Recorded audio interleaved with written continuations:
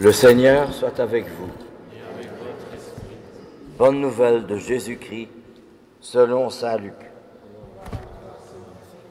En ce jour-là, parut un édit de l'empereur Auguste, ordonnant de recenser toute la terre, et ce premier recensement eut lieu lorsque Quirinius était gouverneur de Syrie. Tous allaient se faire recenser dans sa ville d'origine. Joseph, lui aussi, monta de Galilée, depuis la ville de Nazareth, vers la Judée jusqu'à la ville de David, appelée Bethléem. Il était en effet de la maison et de la lignée de David. Il venait se faire recenser avec Marie, qui lui avait été accordée en mariage et qui était enceinte. Or, pendant qu'ils étaient là, le temps où elle devait enfanter fut accompli.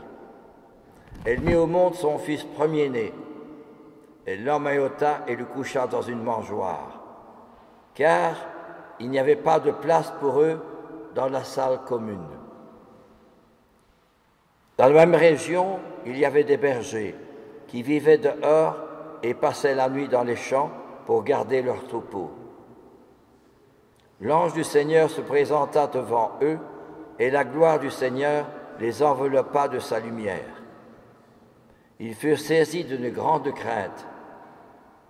Alors l'ange leur dit, « Ne craignez pas, voici que je vous annonce une bonne nouvelle, qui sera une grande joie pour tout le peuple. Aujourd'hui, dans la ville de David, vous êtes né un sauveur, qui est le Christ, le Seigneur. Et voici le signe qui vous est donné, vous trouverez un nouveau-né, emmailloté et couché dans une mangeoire. » Et soudain, il y eut avec l'ange une troupe céleste innombrable qui louait Dieu en disant « Gloire à Dieu au plus haut des cieux, et paix sur la terre aux hommes qui l'aiment. » Acclamons la parole de Dieu. C'est une grande fête que la fête de la nativité de notre Seigneur Jésus-Christ. Et cette fête est celle d'un enfant qui nous invite à la petitesse. C'est assez curieux, étonnant, que le bon Dieu se fait connaître, lui qui est le Dieu, le Fils de Dieu,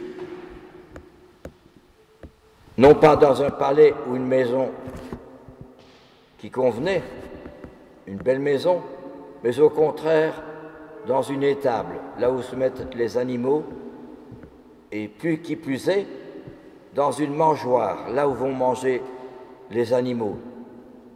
Et c'est ce que nous dit bien la lecture. Et l'emmaillota et le coucha dans une mangeoire, car il n'y avait pas de place pour eux dans la salle commune. Et les premiers venus, invités, ce sont des travailleurs la nuit, des bergers.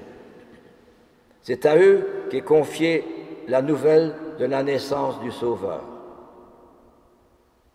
Mystère de la petitesse, qui veut dire d'abord l'humilité. Et comme je l'ai dit dimanche dernier, humilité vient du mot latin humus, qui veut dire terre.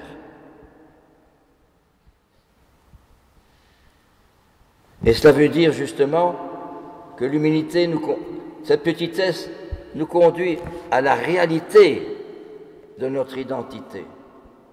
Nous avons beau essayer de montrer de belles choses, de grandes choses, mais nous nous retrouvons tous dans l'humilité. J'avais 8 ans. C'était la fin de la guerre.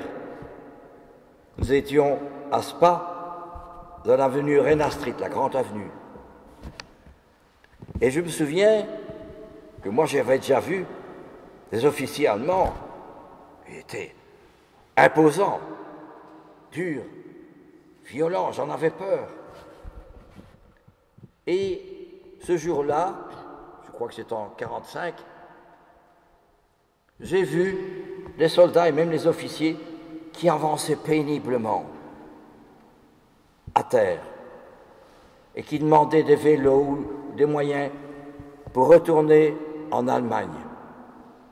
Alors ça m'a fait comprendre que d'une part l'homme qui est puissant, qui est grand, qui est imposant, et d'autre part le même homme qui est pauvre, qui n'en peut plus.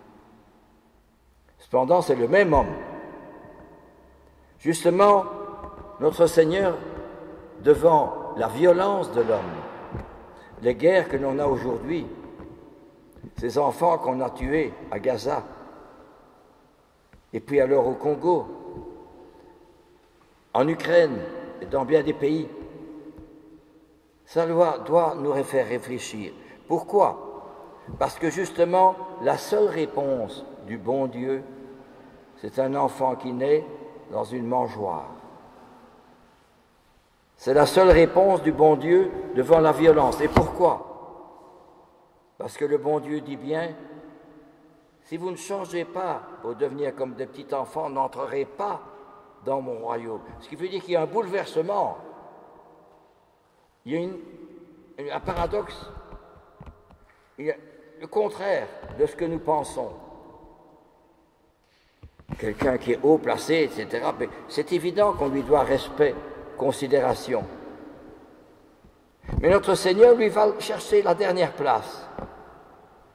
Et il dit bien dans l'Évangile, celui qui veut être le premier, qu'il se fasse le dernier et le serviteur de tous. C'est un paradoxe. C'est pas possible. Pourquoi? Eh bien, notre Seigneur vient dire que si on veut s'opposer à la guerre, réaliser l'importance de changer, d'avoir la paix, il faut d'abord se changer soi-même. Enlève d'abord la poutre qui est dans ton œil et tu verras clair pour enlever la paille qui est dans l'œil de ton frère. Me changer moi-même. C'est ça l'humilité. Apprendre à se changer soi-même. La deuxième chose de la petitesse, c'est découvrir la miséricorde. Dieu, il est miséricordieux. C'est pas notre amour à nous. Nous cherchons toujours ce qui me plaît, ce qui est intéressant, ce qui est bien, il est sympathique, il a de l'argent, il a une belle voiture. Non. Notre Seigneur, justement, c'est un amour qui ne tient pas compte de tout cela, qui va peut-être vers le plus petit, le pauvre. On avait fêté les 80 ans de la maman. Et tous les enfants étaient là, et les petits-enfants aussi. Il y a un enfant qui manquait. Et la maman était contente, tous les cadeaux qu'on offrait pour son anniversaire, ses 80 ans. Et après 3/4 d'heure, la maman est de nouveau triste. Et l'aîné vient trouver la maman en disant « Maman, tu te tracasses pour Michel, mais tu as fait tout ce que tu pouvais pour lui. » C'est lui qui manquait, parce qu'il a raté sa vie. Il a été mis au chômage, il n'a plus su trouver de travail, alors il s'est comparé à ses frères et il est tombé dans l'alcool. Et ça n'allait plus avec sa femme non plus. Le voilà isolé. Et alors justement, c'est ça que notre Seigneur vient nous dire. La maman, elle pense toujours à celui-là qui est loin, qui est abîmé, qui est seul, qui est dans la drogue, l'alcool. Ça, c'est le cœur d'une maman. Eh bien, le bon Dieu, c'est comme ça. Il va chercher toujours celui qui est loin, abîmé, qui est drogué, qui n'en peut plus.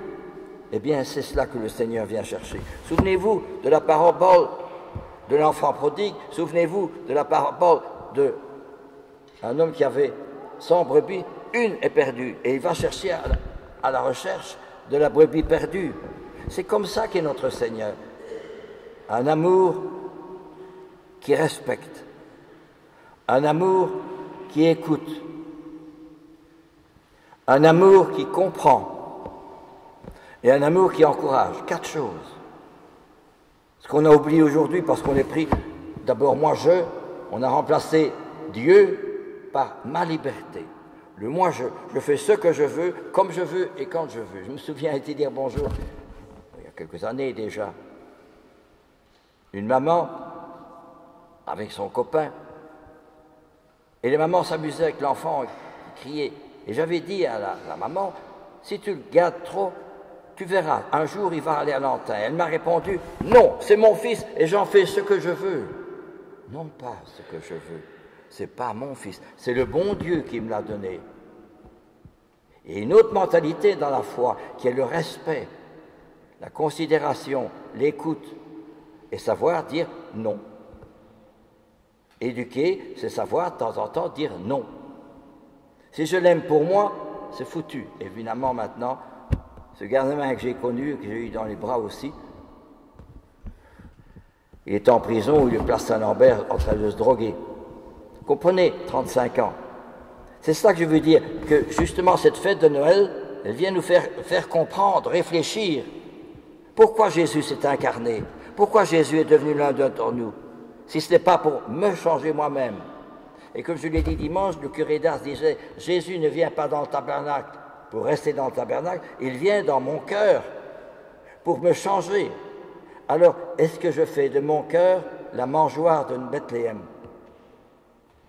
Est-ce que je fais de moi-même l'habitation de Jésus pour qu'il puisse trouver un habitat? Le Fils de l'homme n'a pas où reposer la tête, mais au moins, dit la petite Thérèse, qu'il vienne dans mon cœur parce qu'il est là, il est compris et chéri. Elle a compris, hein. La foi, c'est d'abord comprendre, c'est pas seulement pratiquer, hein.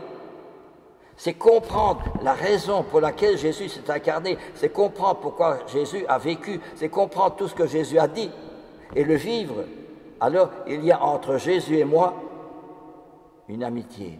On se comprend, on partage. Je comprends ce qu'il veut me dire.